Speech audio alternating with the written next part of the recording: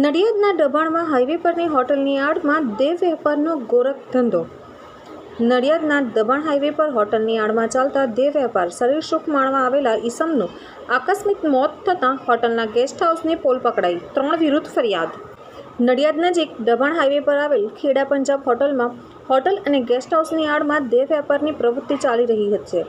પોલીસને આ પ્રવૃત્તિની માલુમ તો ત્યારે પડ્યું કે શરીર સુખ માણવા આવેલા એક ઈસમનું ગેસ્ટ હાઉસની રૂમમાં આકસ્મિક મોત થતાં હોટલના ગેસ્ટ હાઉસની પોલ ખુલ્લી પડી ગઈ છે. આ બનાવમાં હોટલ અને ગેસ્ટ હાઉસના માલિક, દેહ વેપારની પ્રવૃત્તિ કરનાર, વચેટીઓ અને મૃતક એમ 3 વિરુદ્ધ નડિયાદ રૂરલ પોલીસે ફરિયાદ નોંધી છે અને કાયદેસરની કાર્યવાહી હાથ ધરી છે. નડિયાદ ગ્રામ્ય પોલીસને જાણ થઈ હતી કે નડિયાદ તાલુકાના દબાણ ગામે હાઈવે પર આવેલી ખેડા પંજાબ નામની હોટલ ગેસ્ટ હાઉસની રૂમમાં કોઈ વ્યક્તિનું આકસ્મિક મોત નીપજ્યું છે, જેથી પોલીસ IPC 174 મુજબ ગુનો નોંધી તપાસ અર્થે પહોંચી હતી.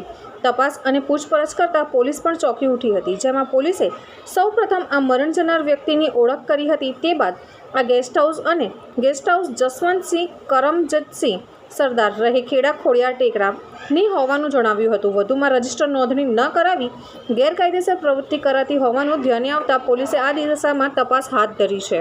જે દરમિયાન દેહ વિક્રયનો ધંધોની પોલ ખુલ્લી પડી ગઈ હતી, જેમાં હોટલના નોકરે પોલીસે જણાવ્યું હતું કે જયેશ બાબુ રાવળ રહે યોગીનગર નડિયાદ એ પોતાની રિક્ષામાં દેહ વેપાર માટે કેટલીક સ્ત્રીઓને બેસાડી અહીંયા હોટલ ગેસ્ટ હાઉસ પાછળના ભાગે લેવાય છે, જ્યાં દેહ વેપાર કરવામાં આવે છે, જેના કમિશન પેટે બંનેને તગડી કમાણી થતી હતી. દેહ વેપાર કરતાં મળી આવેલી મહિલા અને ત્યાં વચેટીઓ જયેશ બાબુ રાવળને પોલીસે પકડી પૂછપરછ કરતા ઉપરોક્ત મરણ જનાર ઈસમ શરીર સુખ માટે સ્વેચ્છાએ આવ્યો હતો અને આ મહિલા સાથે શરીર સુખ માંગતી વખતે આકસ્મિક રીતે મૃત્યુ પામ્યો હોવાનું જણાવ્યું છે.